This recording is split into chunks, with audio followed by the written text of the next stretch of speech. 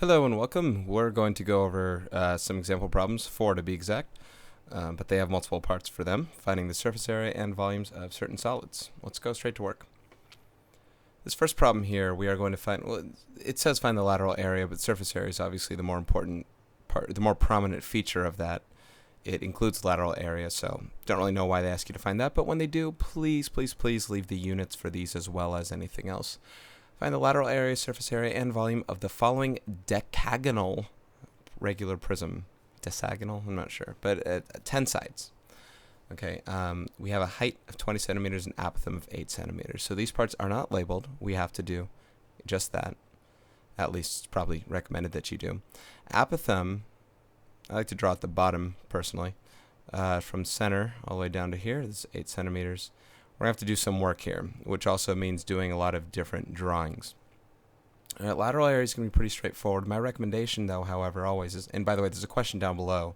We're going to get to that later. It has to do with ratios. But with all the space right here, I'm going to recommend that you draw a net. Okay. Now, it doesn't have to be perfect. In fact, I'm going to be very sloppy with mine. 1, 2, 3, 4, 5, 6, 7, 8, 9, 10. Yay. I don't like that last. Whoa. I like that last one. Looks perfect, right? There's that, and then there's the 10-sided shape, which is right there. Perfect. Look at this thing. It looks perfect. So drawing a net, 10-sided shape on top and bottom. No, you don't have to do all this. But. What I'm really going to emphasize right now here is the base. Okay. 10-sided shape. You don't have to draw a 10-sided shape either. Just do a couple things, a couple sides. Make sure you have a center with the apothem. Okay. You're starting off with a pretty, I won't say difficult problem, but, one that's already, it's not a lot of stuff set up for you. You have to actually solve for a lot of it already to start with. So in order to make this problem work, we have to find the area of the base. To find the area of the base, we have to find out what some of the side lengths are. We don't even have that. So that's why I started to draw the lateral faces and say, uh-oh, we're kind of missing some work here. I don't even know how long these are. I know that this height right here is 20 centimeters. But that's it. I don't know how long this is yet. I know the apothem is 8 centimeters. Okay. But to find out one of these side lengths, anything like that, I'm going to have to do some extra work, which involves finding the measure of the central angle right here, the entire thing. 360 divided by 10 is 36 degrees. Half of that is 18 degrees. So this little guy just right here is 18 degrees. 18, this one would be 72. This unknown side length here is x. Let's find it out using some trigonometry. All right? So to do that, we're going to take the tangent function. Opposite side of 18 is x. Adjacent side to 18 is 8. Multiply both sides by 8. X equals 8 times the tangent of 18 centimeters there exactly. I'm not going to round that number yet. I'm going to keep that exactly as is. So the length of one side is double that amount. That's going to be 16 times the tangent of 18 degrees. In the perimeter, the important reason I multiply this number by 10 is going to be 160 times the tangent of 18 degrees. Reason why I'm doing all this is because I need to find perimeter is actually perfect for two things. Perimeter is also right here. This is perimeter of base. I believe you guys have been made aware of that quite a few times. This is 160 times the tangent of 18. So I get to use the perimeter twice. I get to use it in the formula for the area of my decagon, and then for the area and for my lateral area right here as well. So I'm actually in pretty good shape here. I know I did not need all of these. I just needed the rectangle really, and I needed to know that it was the perimeter of my base. So my lateral area, let's get that a little thinner. Okay, it's going to be, and I know I'm jumping all out of order. Sorry about that. Lateral area is base times height. 20 times 160 is 3,200 times tangent of 18 degrees. Okay, so that's my lateral area. This is in square centimeters, so it's, do they ask us to round? They do not ask you to round, so I'm not going to round. Well, I am going to round, but I'm going to write the exact answer first. 3200 times tangent of 18 degrees. I'll get the approximations in a second. Area of the base, I still haven't gotten, my apologies. Area of the base is 1/2 apothem times perimeter. So up here, I'm going to write that. That's going to be equal to 1/2. Apothem is 8. Perimeter is 160 times tangent of 18. Half of 8 is 4. 4 times 160 is 640. So 640 times tangent of 18 square centimeters. Okay?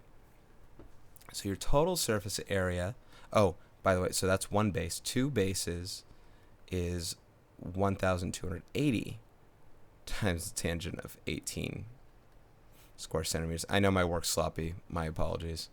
So the total surface area is 3,200 times the tangent of 18 plus 1,280 times the tangent of 18, right? LA plus 2B. And that equals 4,480 times the tangent of 18 degrees. So 4480 tan 18. 4480 tan 18. Okay? Again, I will round those in a bit. Volume is actually, we're almost actually good to go here with volume. We already know the area of one base, that's 640 times the tangent of 18. We have to multiply that by the height, right? Volume of a prism is area of base times height. Well, we have both those things. So it's great once you kind of have the other stuff. It's kind of squared away. 640 times the tangent of 18 times 20.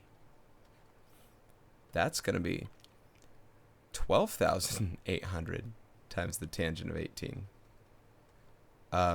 Cubic centimeters. I actually didn't write these things here. Centimeters cubed. Squared centimeters. And then this is 12800 times tangent of 18. Awesome.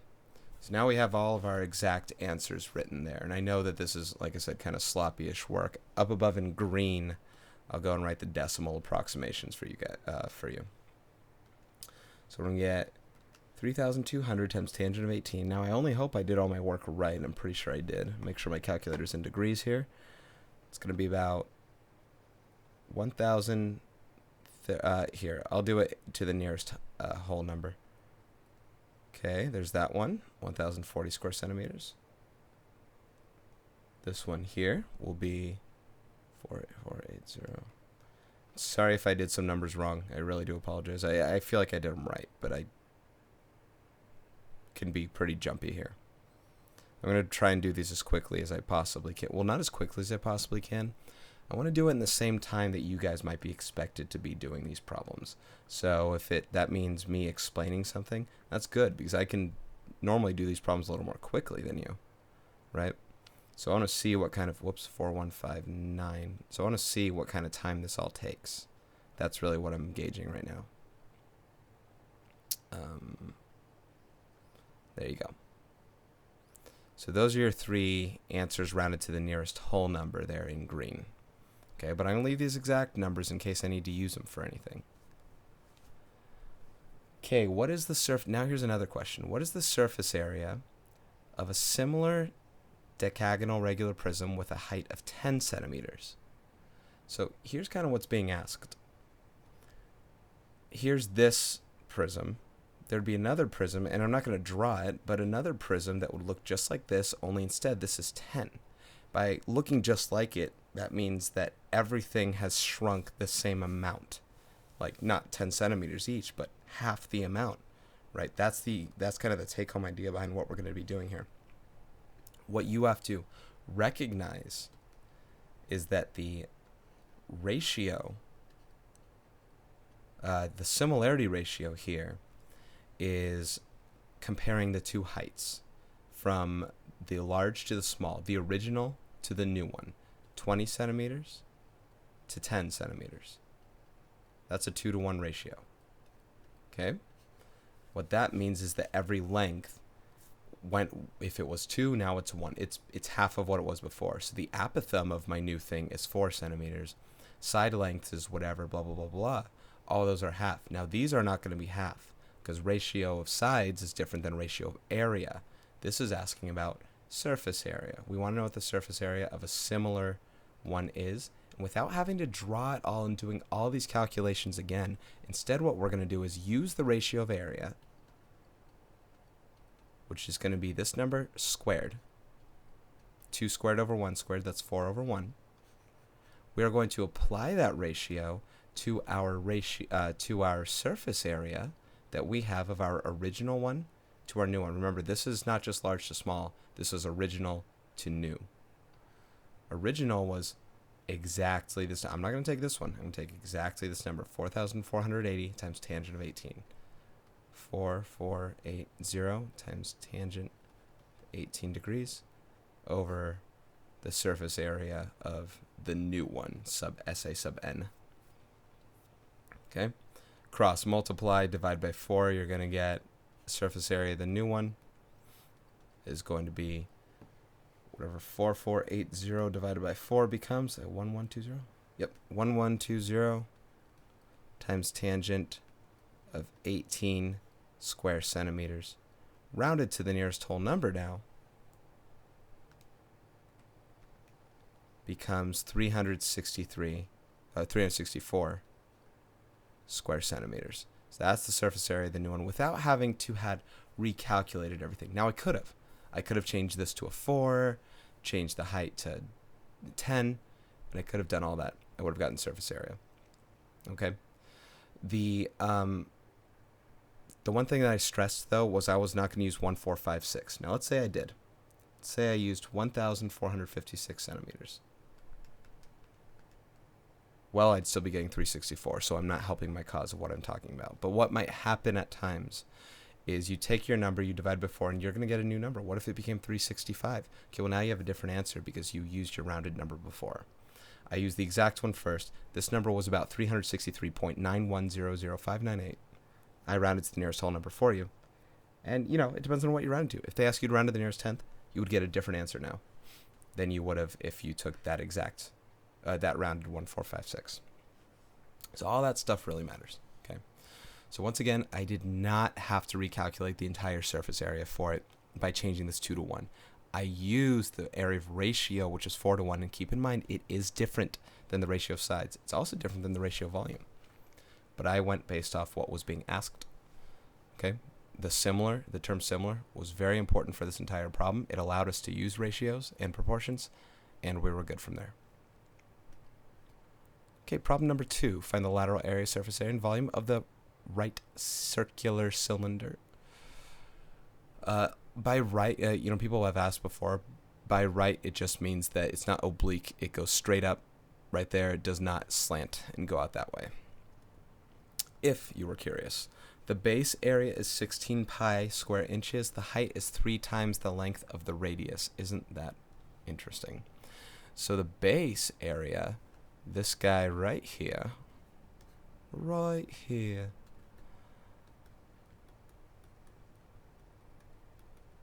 is that?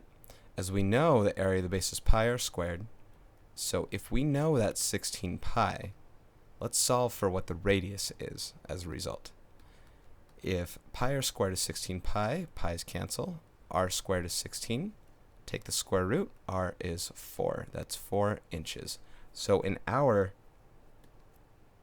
cylinder right here, this radius is 4. The height is 3 times the length of the radius. So that's 12. There we go. You might think it's tricking you. It's not really. Just do some small things. You'll figure it out. Okay, we got to find the lateral area, surface area, and volume. Once again, if you have trouble with any of this stuff, especially memorizing different things, just draw a net. It's pretty straightforward. I'm going to use my tools for it, though. The lateral facing unfolds to a rectangle. and then you get a circle on top and on bottom, okay? Because that's just how cylinders work. And we already know the area of the base of one base, okay? Both bases together, you have to make sure that you combine them. 16 pi plus 16 pi. So if one base is 16 pi, two bases is 32 pi. Okay? Lateral area right here has two things going for it. 12 inches here, and this entire length is equivalent to the circumference of your base. So this is 2 times pi times radius, which is 8 pi inches. Okay? So the whole lateral area, this guy right here, is base times height. It's 96 pi square inches. Okay, so writing out some of this here. Lateral area, 96 pi square inches. You know what? Actually thinking about it, I believe this thing asks you to round all answers to the nearest tenth. So while I did not do that here, and I know I didn't, sorry, you can calculate those and round to the nearest tenth. So I will do that here in the end. I'm going to first write out these ones, figure them out, then I'll go, because what you don't want to do is use rounded numbers beforehand, so I'm just going to completely avoid that step. Okay, surface area, total surface area, you're going to add up the lateral area plus the two base areas. That's going to give you 128 pi square inches.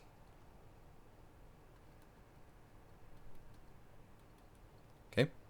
Volume, once again, just like the other one, it's taking the area of the base, of one base, not both, and multiplying it by the height, which is 12. Okay. So volume is 16 pi times 12. Which, I don't know off the top of my head. 1342, 192 cubic inches. So this goes there. Don't forget those units being what they're supposed to be. All right, let's calculate these three. This time I'm going to remember to round to the nearest tenth. 96 pi is about 301.6. So to go back to talking about that previous problem that I mentioned, my answer would have been different here if I used that. Well, I would have used the rounded to the nearest whole number, huh? So, yeah, just keep in mind, you got to use the exact answers as often as possible. 128 pi is 402.1 square inches. And then 192 pi, it should be double 96 pi, huh? So it should be 603.2. It is 603.2 square inches. Cubic inches, excuse me. Volume. Okay, there they are. Now, there is a question down below. What is the similarity ratio from small to large of the above cylinder with a similar cylinder with a volume of 48 pi cubic, meaning another cylinder has this volume here instead. Okay, so here we have a cylinder with a volume of 192 pi cubic inches. Okay, so the volume of, I guess that's the large one, is 192 pi cubic inches. Right? The volume of the small one is 48 pi cubic inches. So the ratio of volume, unfortunately this is small to large, so I got to put this one on top. 48 pi over 192 pi, I believe that reduces to 1/4. Okay. So the similarity ratio is the cube root of 1/4. Okay. Now that number, that number doesn't simplify. Like, that's it. It's the cube root of 1 over the cube root of 4. Now, well, I suppose what you could do, the cube root of 1 is 1. The cube root of 4, it's not 2. It's still the cube root of 4. You could rationalize the denominator. But you have to multiply by the cube root of 4 over cube root of 4 twice. So it'd be the cube root of 4, quantity squared. Cube root of 4 squared over the cube root of 4 squared. So, anyway, that'll give you the cube root of 16 over 4. So, I did write that problem, the back end of it, the similarity ratio part. So I do apologize for kind of that last step of things. Didn't end up kind of looking like I wanted to. I must have previously done it for ratio area, and then it kind of changed. So sorry about that.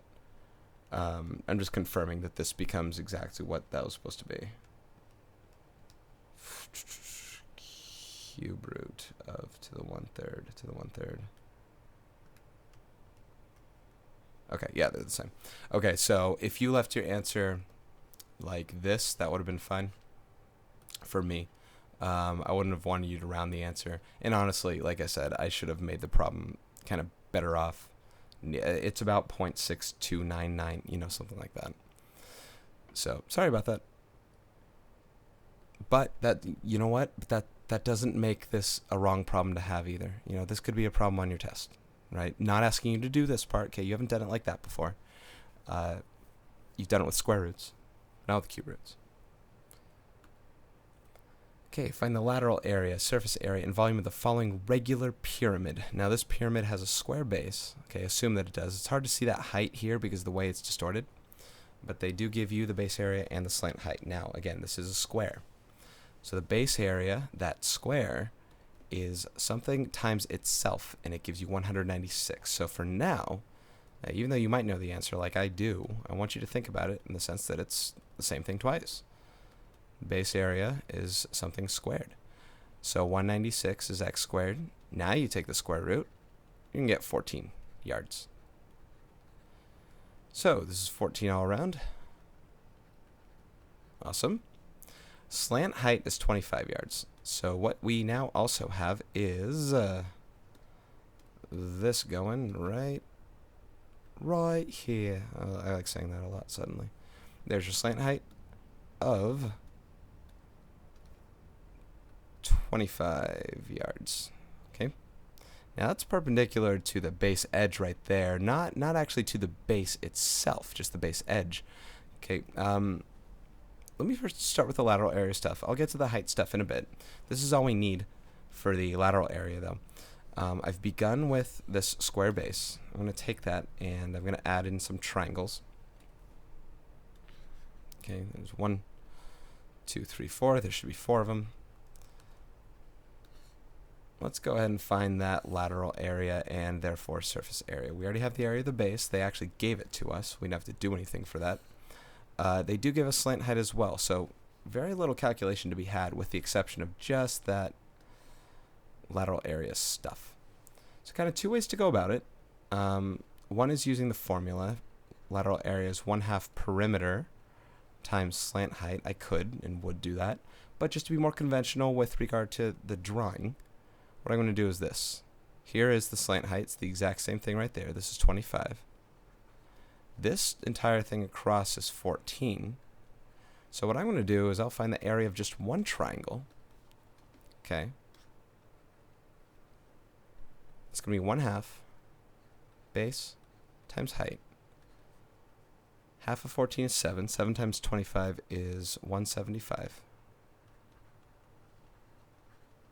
So the entire lateral area would be taking that and multiplying it by 4 because all 4 of these triangles have the same exact area. They're congruent triangles. So 175 times 4 is, I think that's 700.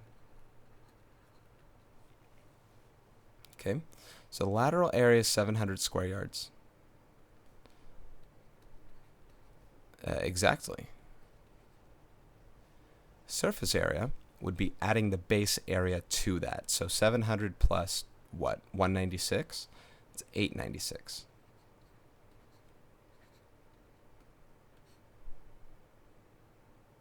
Huh. Okay. The volume, I was looking at this question below. I wrote these up without actually calculating these, so I sure hope everything comes out the way I want it to. We'll see. The volume now involves needing the height, right? The volume of a pyramid is 1/3 the area of the base times the height. Now, we already have the area of the base, 196. The height is a whole different story. Check this out. The height itself is right here.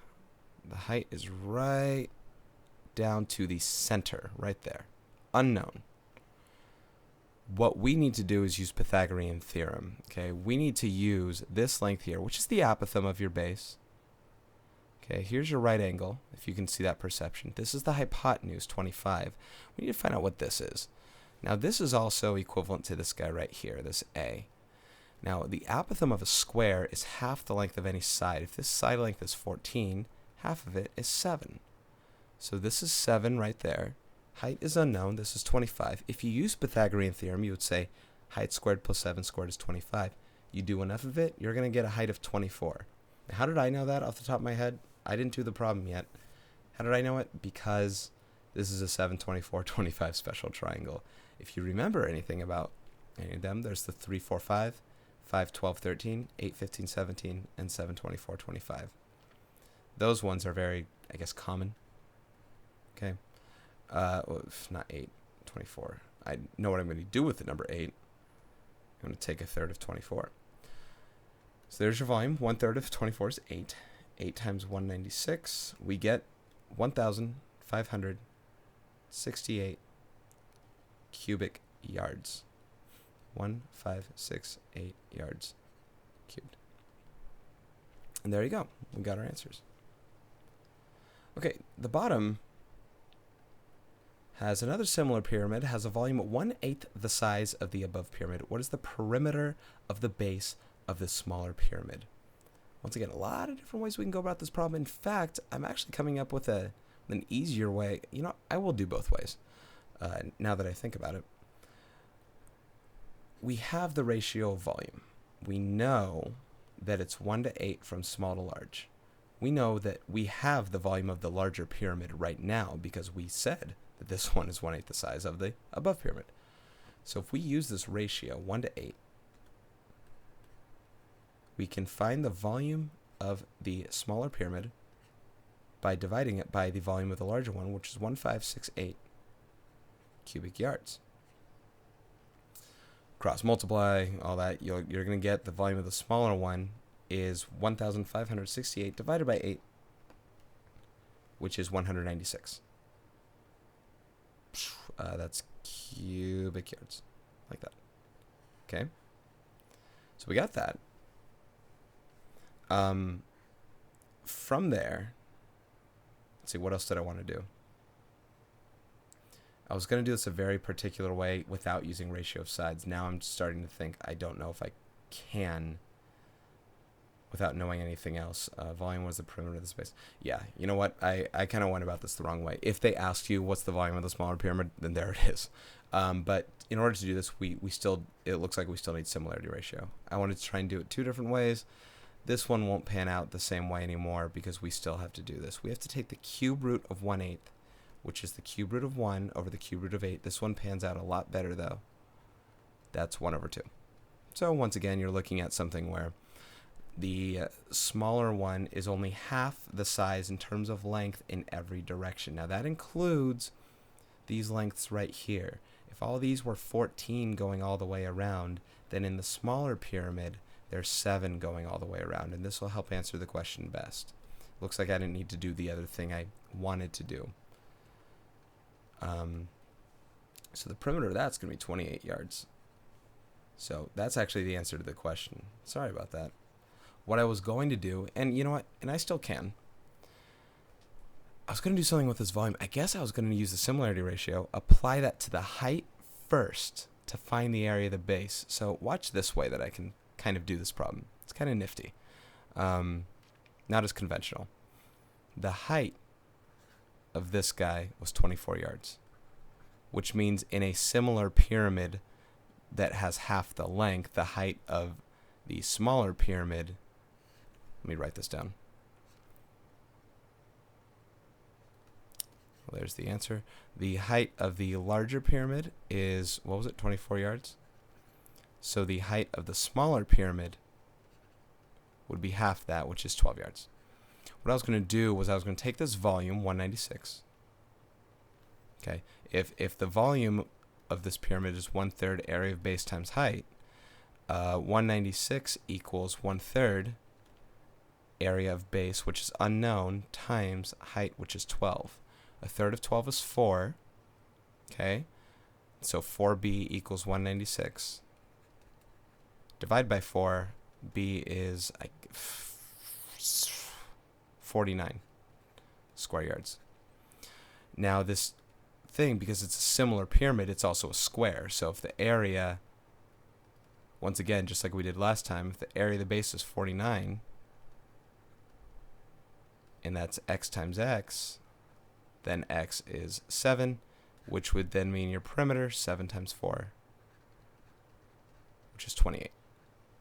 Once again, much longer way to do the problem. I think it was just a tricky way I wanted to do it. And once again, I'm kind of timing how long it would take for you to do these problems. Not that you do all these different steps, but the more that I do and talk about it, the more I kind of time and say, okay, this is how long you would probably take doing this stuff, doing it just one way, right?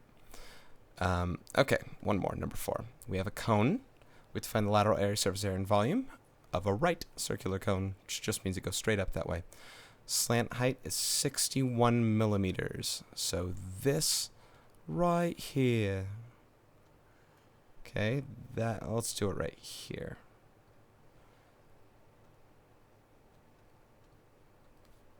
Okay, 61. Diameter is 22. So if I put a center right here, if I put a center right there,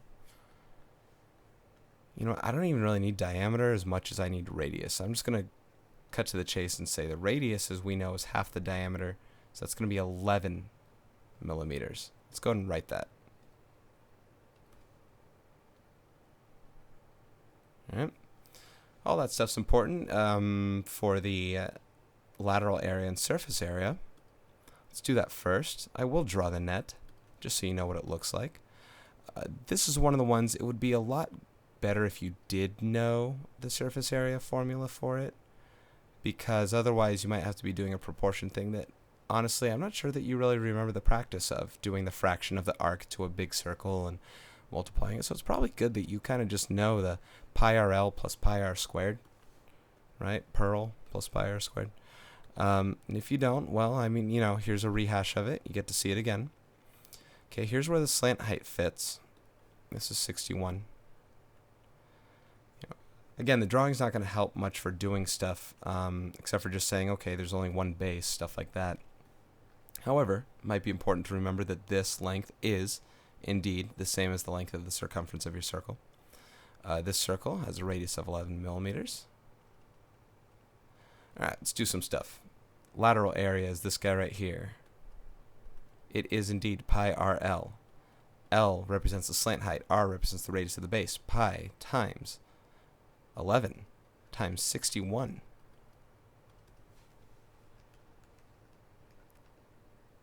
Oh, I put 1 times 61. 11 times 61. 671.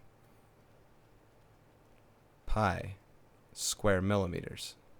Okay, area of the base is pi r squared. Pi times 11 squared.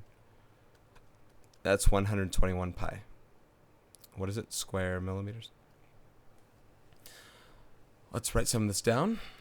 Lateral area, 671 pi square millimeters. Surface area is adding these two together. Let's not write it down. Just 792, I believe, pi square millimeters. Once again, these both ended in pi, so I can add them together. Okay, volume. The volume of this guy is going to be 1/3 the area of the base times the height. Okay? Now, the area of the base we already know. The height we do not. It's going to be this right here. We got to use Pythagorean theorem. Whoa. Got to use Pythagorean theorem to solve for it, and the height is actually one of the legs of this right triangle there. So let's do it. 11 squared plus h squared equals 61 squared. 11 squared is 121. 61 squared is 3,721. That's going to be, oh, perfect number, 3,600. Thank you for doing that for us. I appreciate that. So H is 60 millimeters. See, I was looking at the problem saying, this is going to be whatever. So actually, you know how I was just talking about 3, 4, 5 triangles and stuff like that? This is another one, because this is not a scalar multiple of those other numbers. This is its own. 11, 60, and 61 apparently is another special triangle. So anyway, the volume is 1/3 121 pi times 60. 1/3 of 60 is 20. 20 times 121 is 10 times 242. So 2420 pi cubic millimeters. 2, 4. Whoops. All right, let's round these to the nearest tenth now. 671 pi. We get 2,108.0 square millimeters. 792 pi becomes 2,488.1 square millimeters. And volume becomes 7,602.7 cubic millimeters. All right. Good numbers. Last question, and I think I made it a pretty daunting one. Let's see.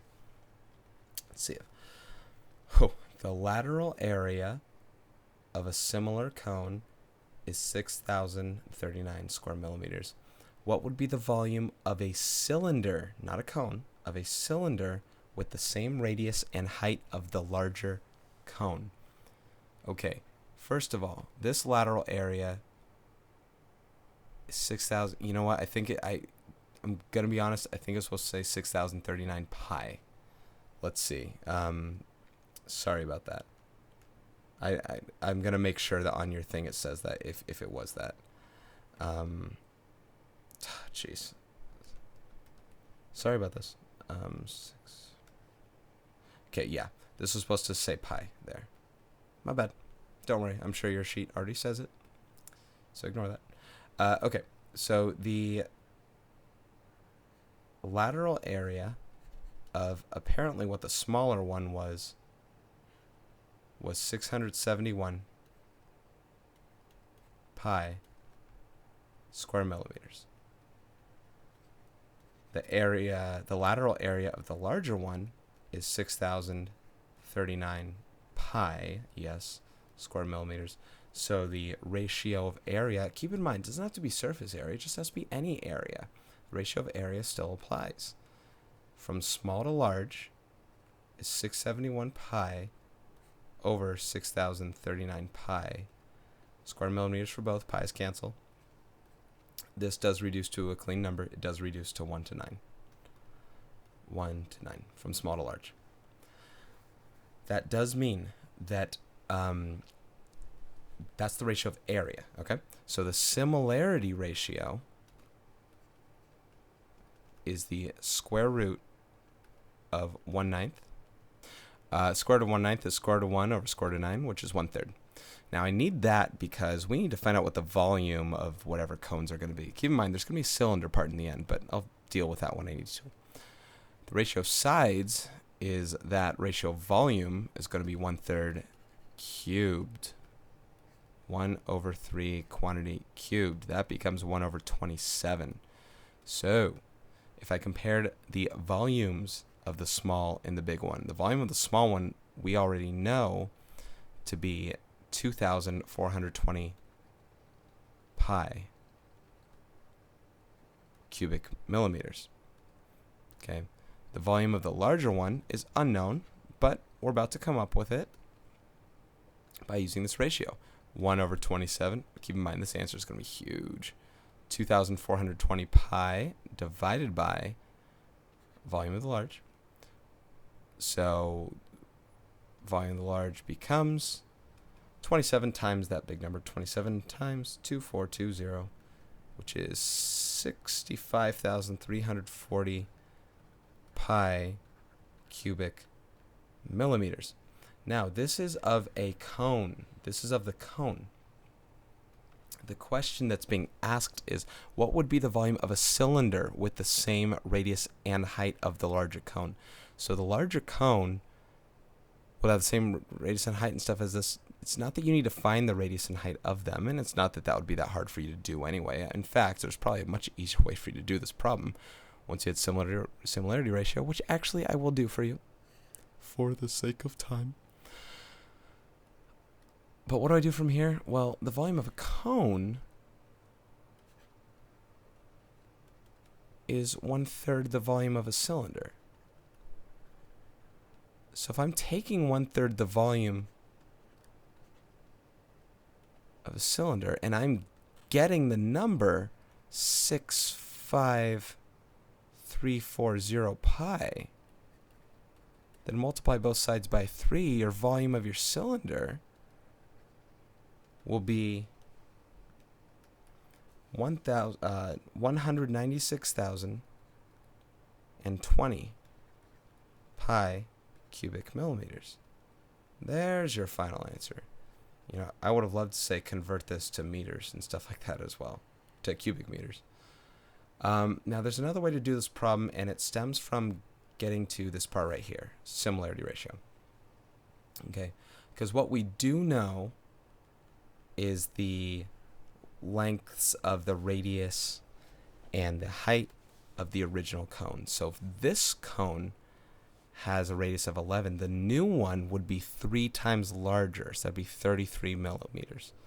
This height was 60, the new height would be 180 millimeters. So remember those numbers, 33 and 180, 33 and 180.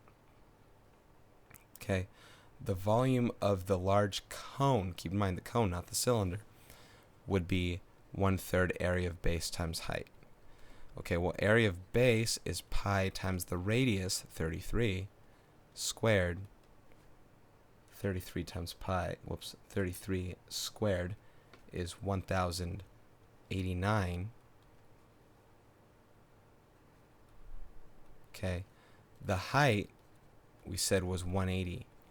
So the volume of this large cone would be 1/3, 1,089 pi times 180. Once again, 1/3 of 180 is 60. And we're going to be getting 65,340 pi cubic millimeters. You can see where we got this number before up here. So there were 2 different ways to get the volume of that larger cone based on which ratios you wanted to use. So again, everything connects. That wasn't the final answer. This was the final answer because you had to find a cylinder, basically triple this amount, and you're there. But everything connects. You just got to kind of figure out how they all do connect. But yeah, that's it. So I hope all the stuff fared well, especially the ratio stuff. It might come off a little confusing with regard to what you have. Just remember how ratio of sides, similarity ratios A over B, ratio of area of any area, doesn't matter what it is A squared over B squared. Ratio of volume is A cubed over B cubed. No, those numbers are not the same. All right, hope this helped. Good luck. Fin.